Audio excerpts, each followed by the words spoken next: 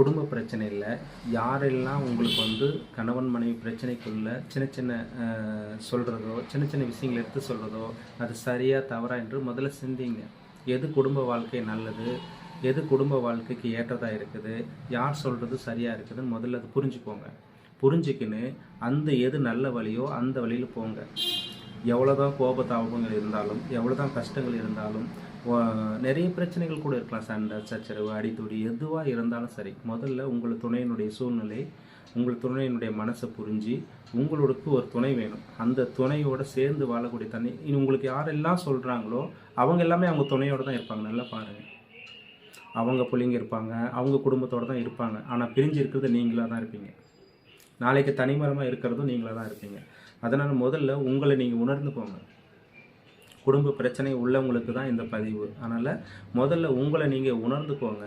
அப்போது தான் உங்கள் வாழ்க்கையை நீங்கள் வாழ முடியும். இன்றைக்கி குடும்ப பிரச்சனையிலையோ குடும்ப கோர்ட்டுலேயோ சின்ன சின்ன விஷயத்துக்கெல்லாம் இன்றைக்கி பிரிவினை சந்திக்கிறாங்க. கோர்ட்டு கேஸு பஞ்சாயத்து காரணமே இல்லாத விஷயத்துக்கெல்லாம் இன்றைக்கி வந்து பிரிவினை சந்தித்து இன்றைக்கி தனித்து வாழ்கிறாங்க. இதுதான் வாழ்க்கையா? இந்த மாதிரி வாழ்க்கை வாழ்கிறதுனால எந்த ஒரு பிரயோஜனமும் கிடையாது.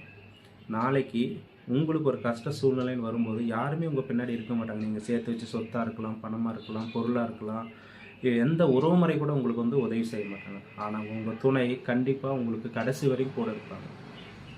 அவங்க தான் உங்களுக்கு எல்லாமே. அது ஆணாக இருந்தாலும் சரி, பெண்ணாக இருந்தாலும் சரி, மற்றவங்க சொல்கிறத விட உங்கள் பிரச்சனையை நீங்களே சரி பண்ணி வாழ பழகிக்கோங்க. அதுதான் சரியான ஒரு வாழ்க்கை. இன்றைக்கி கோர்ட்டு போகிறவங்களா இருக்கலாம், பஞ்சாயத்து பேசுகிறவங்களா இருக்கலாம், குடும்ப பிரச்சனைக்கு தீர்க்க முடியாத சூழ்நிலை, தீர்க்க முடியாத பிரச்சனையே கிடையாது. மனம் விட்டு பேசினாவே இது கொண்டான பிரச்சனை போயிடும். உங்கள் மனசில் என்ன இருக்குதுன்னு, ஒவ்வொருத்தருடைய மனசில் என்ன இருக்குதுன்னு சொல்லி புரி வச்சு உங்களுக்குள்ளே அது வாழ பழகிக்கோங்க. முடிந்த அளவு மனைவி என்ன சொல்கிறாங்களோ இல்லை கணவன் என்ன சொல்கிறாங்களோ அந்த வழியில் நடந்து ஒருத்தருக்கு ஒருத்தர் விட்டு கொடுத்து நடந்து பழகிக்குவாங்க. அந்த குடும்பத்தில் பிரச்சனை இருக்காது.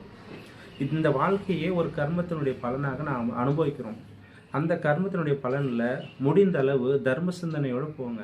எது நல்லது எது சரி அப்படின்னு சொல்லிட்டு தர்ம சிந்தனையோடு போங்க. கண்டிப்பாக வாழ்க்கை நல்லாயிருக்கும். உங்கள் குடும்பத்திலையும் நீங்களும் ஒரு குழந்தை குட்டிங்களோட வாழ்ந்து நீங்களும் பேரும் புகழும் அடையணுன்றது என்னுடைய ஆசை.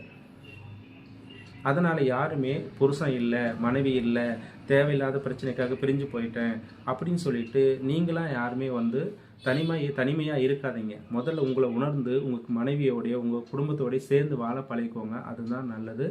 நன்றி. வாழ்க வளமுடன்.